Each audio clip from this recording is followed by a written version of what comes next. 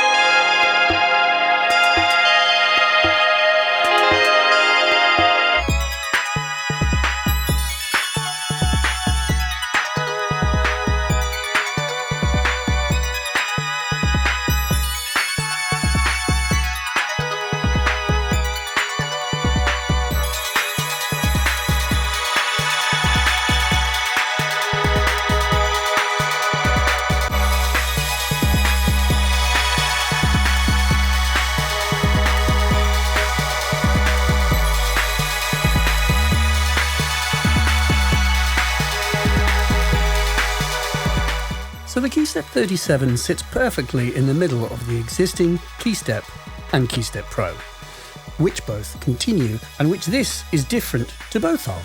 The killer hook with KeySteps is they are sequencers.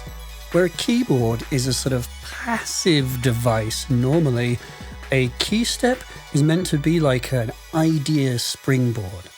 It helps you write using the interactive sequencer concept.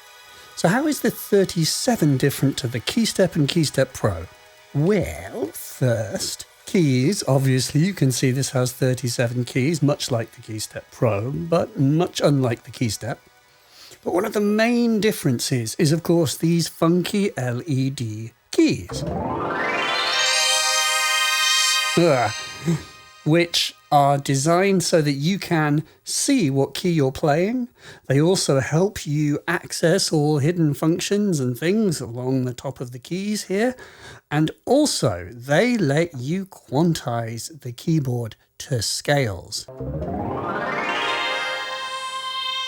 Because by holding Shift and choosing chromatic, major, minor, blues, or user, I can pick a scale, and any time I press the key, it will be in key, which is wonderful. If, like me, you are a little scale challenged but full of enthusiasm, that to me is like the killer feature.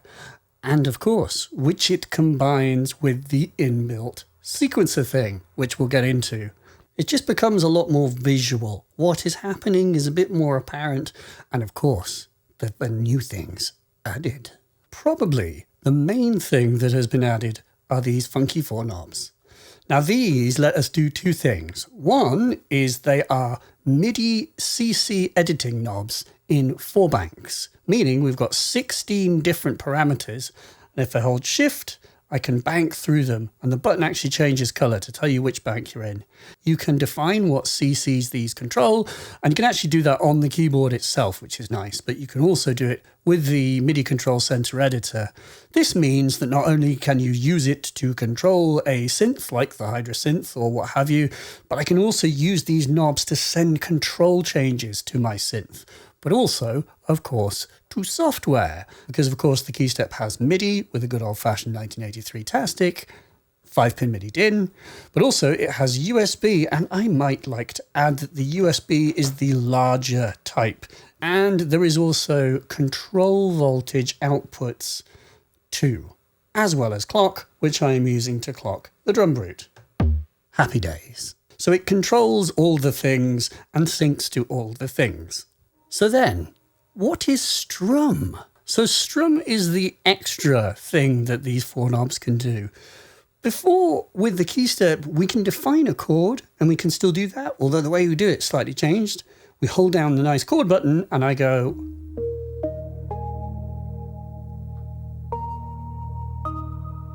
I actually don't need to hold those down.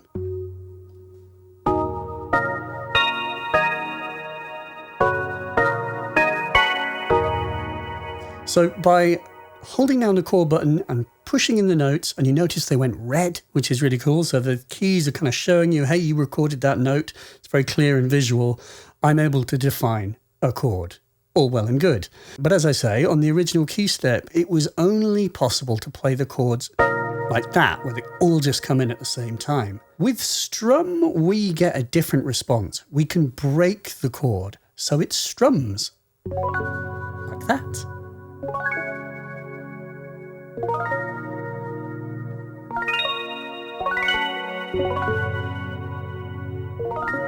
So nice.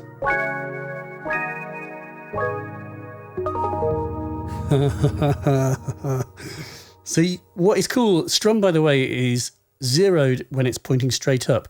You have negative strum, where it will strum down, and positive strum, where it will strum up the chord.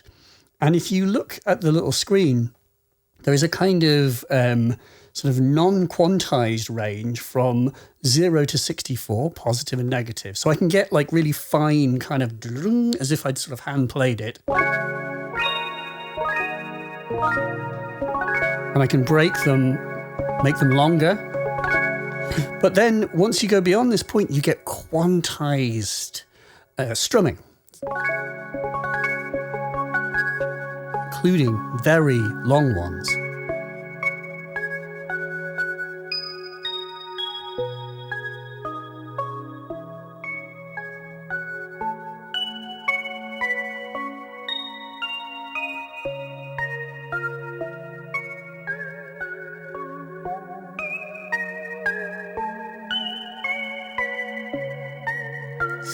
So very nice.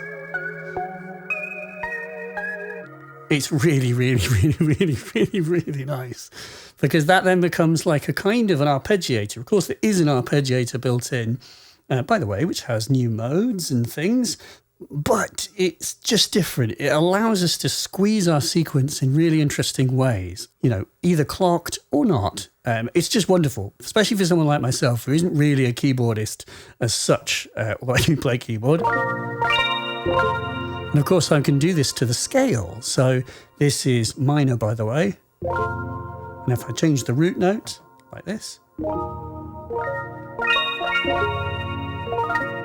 Now, there is more to this, because we don't just have user scales, which is what I just did, where I design my own scale, but I have way new options, including like octave up and many other variants, which in short, combined with the notes knob, defining therefore the amount of notes that are in the chord, we can use this to just create chords where I don't have to bake them in and decide what they're going to be to start with.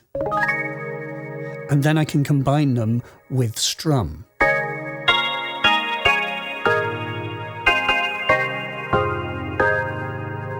Now, what is velocity to notes? Now, what that is a setting where, using the velocity that I hit the key with, how many of the notes will be in the scale. Meaning, say I have like 8 notes, because that's my polyphony here, then I turn up velocity to notes to full and push very softly, I only get 1 note. If I push the same key much harder, then I get all 8 notes. Somewhere in the middle.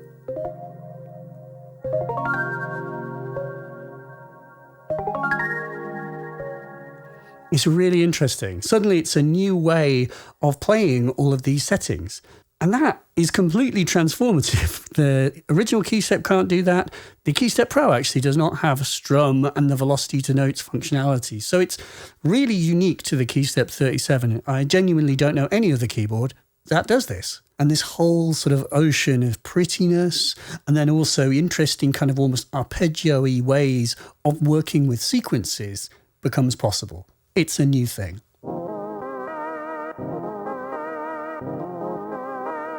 So then let's make some sequences. So if I hit record, see how it actually shows me how many notes I've recorded. Super nice. By the way, if you use a TRS jack, I discovered that you can make the DrumBrute Impact start and reset.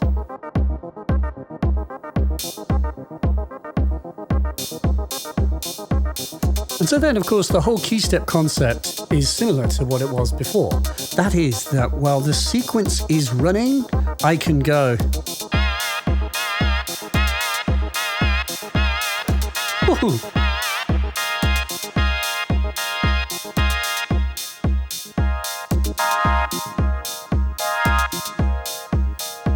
Should we adjust the cutoff from here? That would make sense, wouldn't it?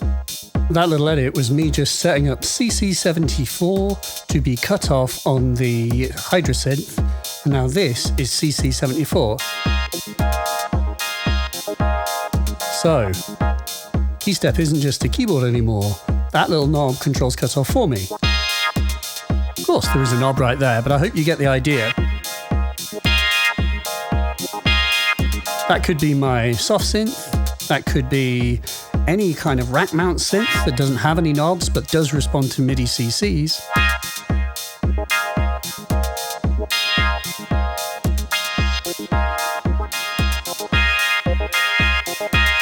Then, hopefully you recall from the KeyStep that there is a way that I can append. If I hold Shift and then this, now I can append notes onto the end of the sequence. 1, 2, 3, 4. 10 note sequence, by the way, 10 step. And I just appended a rest. Turn append off.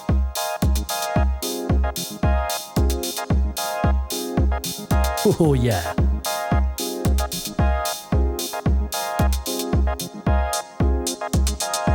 I really like the KeyStep a lot. So then we can use the type knob.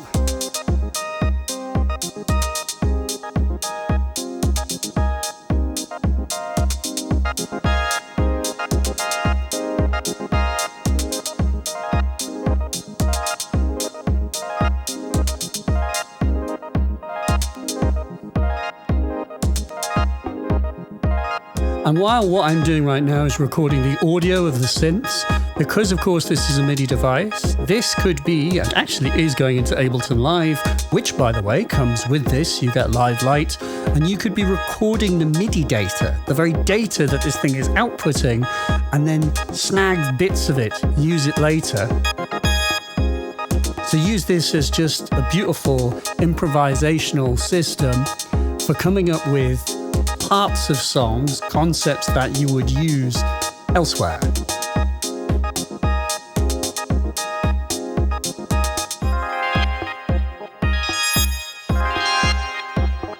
So we can then have lower rates, but with high sort of strum amounts. Then let's have long release.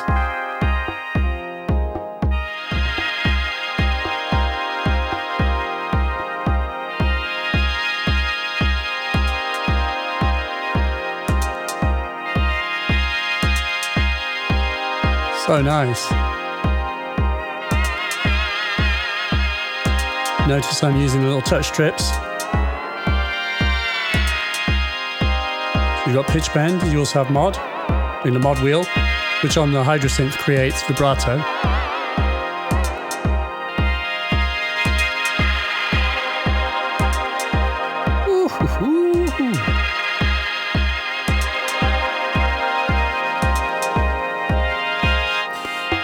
Actually, another awesome thing you can do with keyboard play. I can keyboard play a different synth on a different MIDI channel at the same time that my existing sequence is playing. And of course, it will be in scale. You do this by going Shift and keyboard play. And if I'm holding this down, I can push keyboard 1 to say I want to send keyboard play on MIDI channel 1. This is what the TX7 is responding on.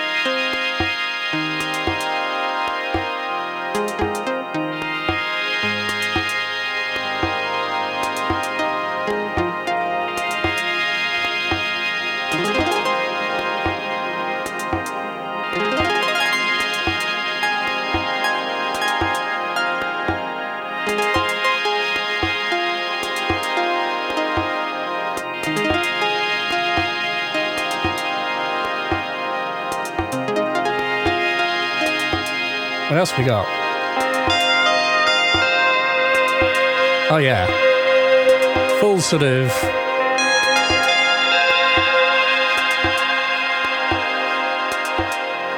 Jean-Luc Ponty vibes.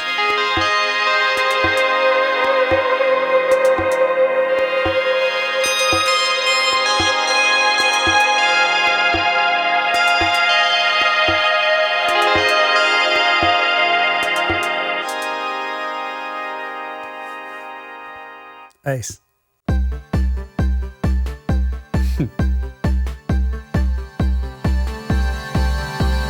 Shift, overdub.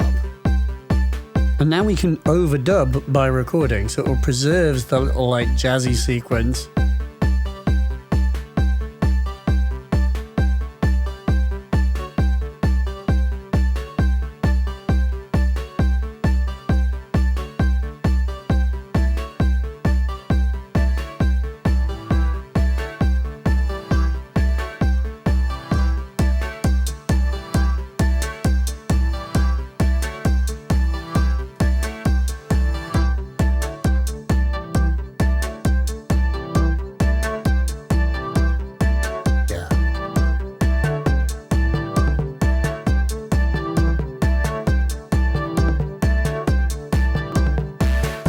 Shift, overdub off. So then we destructively overwrite.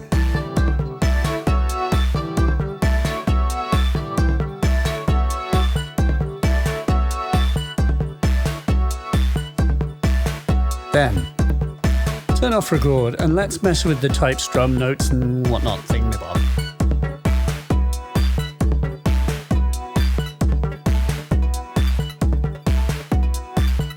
Huh.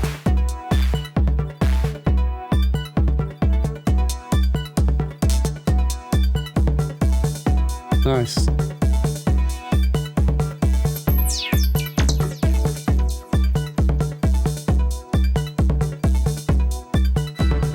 Big reverb gain, always.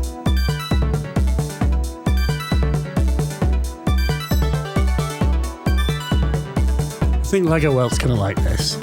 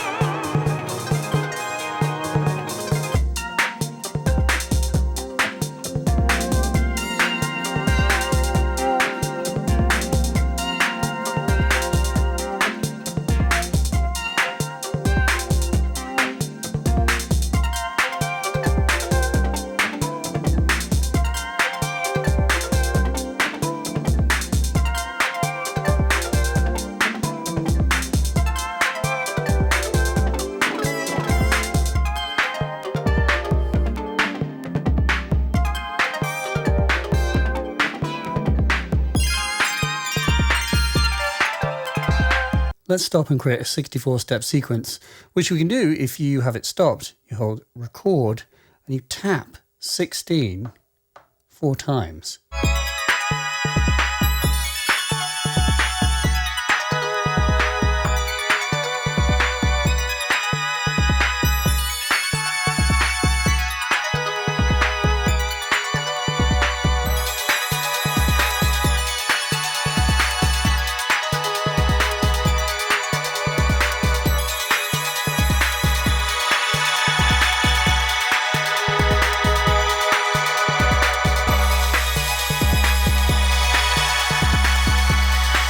So nice.